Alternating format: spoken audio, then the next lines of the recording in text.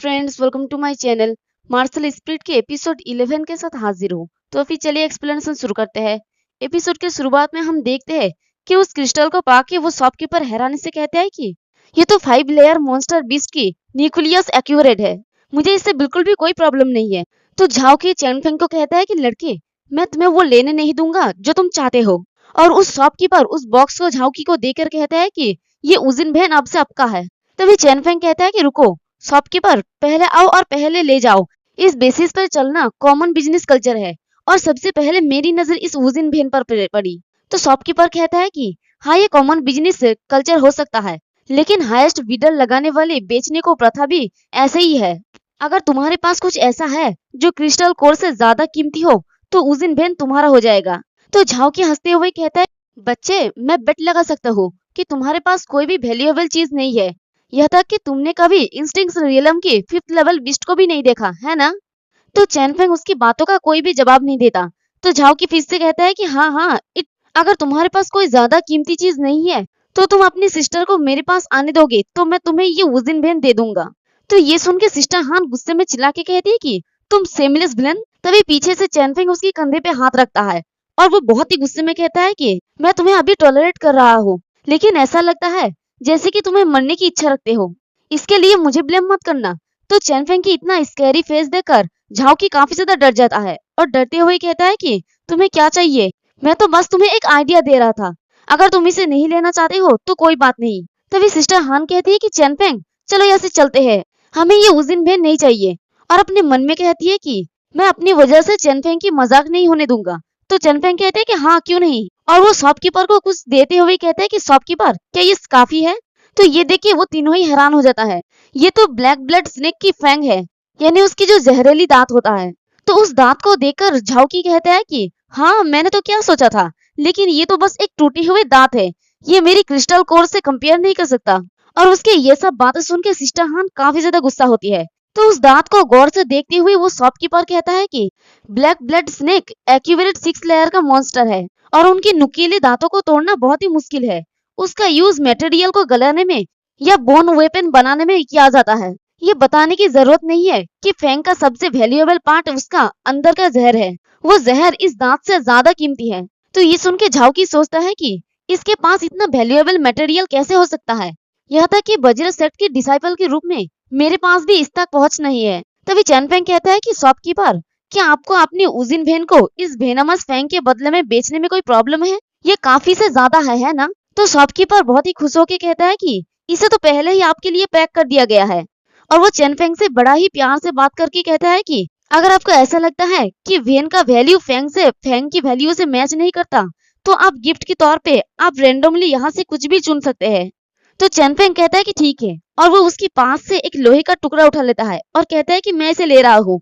तो शॉपकीपर कहता है कि ठीक है, और वो फिर से चैनफेंग की चपलूसी करते हुए कहता है कि कस्टमर का नजर तो सच में काफी यूनिक है, ये एक एंशिएंट आयरन है। तो चैनफेंग और सिस्टर हान वहां से चली जाती है। तो उनके जाने के बाद वो शॉपकीपर उस दांत को देखते हुए कहता है कि वो कितना बेवकूफ है, उसने तो एक खराब चीज को चॉइस किया, यहाँ पर तो बहुत सारे चीज थे चॉइस करने के लिए, लेकिन उसने एक बेकार लोहे का टुकड़ा चुना।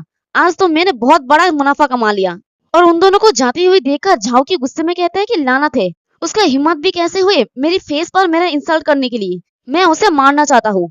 तो वो सर्वेंट कहता है कि चिंता मत कर मास्टर, वो जैसे ही इस सिटी को छोड़ेगा वो मर जाएगा।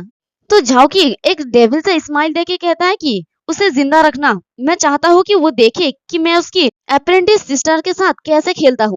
तो चैनफेंग उस आयरन के टुकड़े को देखकर सोचता है कि अभी अभी जब मेरा नजर इस ब्लैक आयरन पर पड़ा तो मेरा बॉडी के एंशिएंट कॉल्ड्रन में ड्रैगन ब्लड स्टिमुलेट होने लगा। हालांकि मुझे पता नहीं कि ये क्या है, लेकिन ये डेफिनेटली एक्स्ट्रा ऑर्डिनरी है अगर ये मेरे ड्रैगन ब्लड लाइन के साथ रेजोनेट हो सके। तो चैनफेंग को उस आयरन को देखकर इतना खोए हुए देखकर सिस्टर हान कहती है कि चैनफेंग, क्या गलत है। तो चैनफेंग कहता है कि मैं बस सोच रहा हूँ कि हम लोग कितने लकी है इस टाइम पर। सिस्टर, जब हम वापस चले जाएंगे तो अंकल हान से इस भेन को मॉडिफाइड करने के लिए कहेंगे, तब आपके पास भी एक न्यू व्हीप होगा। तो वह लोग व्हाइट रॉक सिटी के बाहर आ जाते हैं। तो ये सुन के सिस्टर हान कहती है कि चैनफेंग, तुम्हारा शुक्रिया। तभी चैनफेंग कहता है कि प्लीज आप अपना संभाल का थोड़ा ख्याल रखिए, क्योंकि यहाँ पर एक गेस्ट आया है। तो ये सुन के सिस्टर हान कहती है कि क्या एक गेस्ट। तभी उसकी नजर सामने पड़ती है और वो कहती है कि ये तुम हो।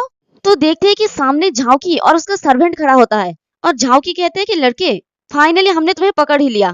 तो उसकी बात सुन के चेनफेंग कहता है कि तुम्हें कैसे पता कि मैं तुम्हारा वेट नहीं कर रहा हूँ।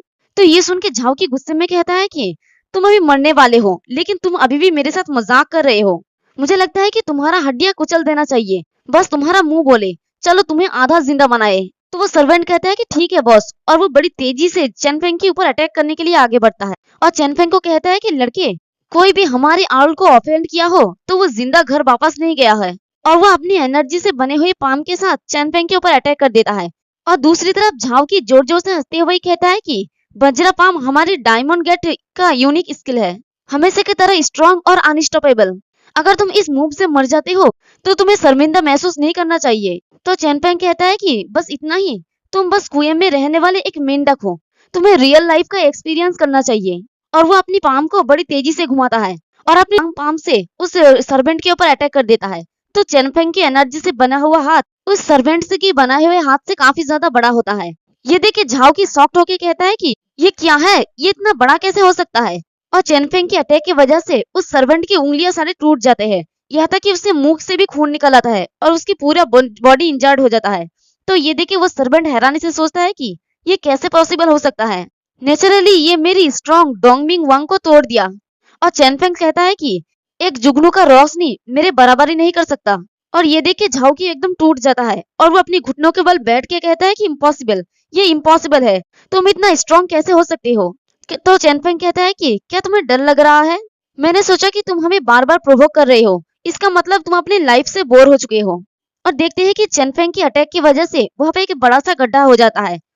तो चेनफेंग की बात सुन के झाओकी गुस्से में कहता है कि तुम मुझे मार नहीं सकते, मेरा एल्डर ब्रदर आउटर सेक्ट का मास्टर है झाओ सनसन, अगर तुम मुझे मारते हो तो तुम जिंदा नहीं बच सकते। तो उसका नाम सुन के सिस्टर हान परेशान होकर कहती है कि झाओ सनसन, उसका कल्टीवेशन बेस 9 फोल्ड पीक पर है, झाओ सनसन गॉड्स के अंडर फर्स्ट पर्सन है। तो ये सुन के झाओकी और जोर जोर से हंसते हुए कहता है कि तो अब तुम जानते हो कि मेरा एल्डर ब्रदर सबसे नंबर 1 है ना। तो अगर तुम्हें अब मुझसे डर लग रहा है तो तुम मेरे सामने अपने घुटनों के बल बैठो और मुझसे भीख मांगो और अपनी एल्डर सिस्टर को मेरे साथ जाने दो। और क्या तुम बहुत ही टैलेंटेड हो, तुम्हें मेरे भाई से डर लग रहा है, मेरा भाई। और तभी उसका मुंडी घूम जाता है। तो चेनफेंग उसकी गले को तोड़कर उसे मार देता है और कहता है कि ये सब लोग हमेशा बिना सोचे क्यों बोलते रहते हैं। तो ये देखे सिस्टर हान परेशान होकर कहती है कि चेनफेंग, हमने झाओ सनसन के भाई को मार डाला है, शायद वो हमारी क्लैन के खिलाफ रिवेंज ले सकता है। तो चेनफेंग उसे शांत करते हुए कहता है कि सिस्टर चिंता मत करो, परसों हम फिर से मिलेंगे। तो ये सुन के सिस्टर हान कहती है कि क्या चेनफेंग, तुम्हारे पास क्या अब हाउटियन जियोजोंग के मास्टर की स्ट्रेंथ है। और अपने मन में सोचती है कि अब वो इनक्रेडिबल स्ट्रांग हो गया है, मुझे सेफ फील हो रहा है। और वो ब्लश करने लगती है। तो चेनफेंग उसे इस तरह से देखकर कहता है कि सिस्टर, आप ब्लश क्यों कर रही है। तो सिस्टर हान हिचकिचाते कहती है कि क्या ऐसा नहीं है, शायद ये इसलिए है क्योंकि मैं अभी काफी ज्यादा नर्वस था। फिर वो झाओकी की तरफ देख के कहती है कि चलो जल्दी से इस बैटलफील्ड को क्लीन करते हैं और सेट में वापस चलते हैं। और वो दोनों ही एक क्रीपी स्माइल के साथ झाओकी की तरफ देखता है। और चेनफेंग कहते हैं कि सिस्टर, मुझे लगता है कि, और बाकी का सिस्टर हान कहती है कि किंग कॉन्ग गेट के मास्टर के छोटे भाई के पास बहुत सारी अच्छी चीजें होना चाहिए। और इसी के साथ हमारा ये वाला एपिसोड भी खत्म होता है। एक्सप्लेनेशन पसंद आई तो कमेंट करके जरूर बताना, वीडियो को लाइक और चैनल को सब्सक्राइब कर देना। शुक्रिया।